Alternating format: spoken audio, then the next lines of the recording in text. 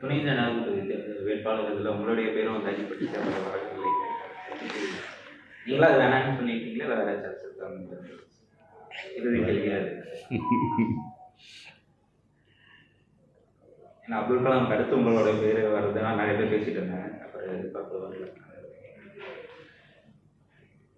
இல்லை ஏதாவது ஒரு பொறுப்பு கொடுக்கப்பட்டால் தட்டி கழிக்க வேண்டிய அவசியம் இல்லை. ஆனால் இருந்தாலும் அது இது மாதிரியான பொறுப்புகள் எல்லாரும் சேர்ந்து கொடுத்தாங்கன்னா சிறப்பாக இருக்கும். கலாம் அப்படி சொன்னது அப்படி அது மாதிரி தான். இதில் போட்டின்னு வரும்பொழுது நம்ம ஊர்லேயே ஒருத்தர் இருக்கிறாரு, அவங்களோட போட்டி போட வேண்டிய அவசியம் இல்லை அப்படிங்கிற மாதிரி தான் பார்த்தேன் நான். அதே மாதிரி அந்த அளவுக்கு நம்ம மற்றவர்கள் எண்ணி பார்த்தாங்க அப்படிங்கிற மகிழ்ச்சி. ஆனால் நம்ம ஊருக்காரரோட போட்டி வர வேண்டியதில்லை அப்படிங்கிறதுலாம் வந்தவொழுது அதுவும் மகிழ்ச்சி. நீங்கள் அது விரும்புனீங்க?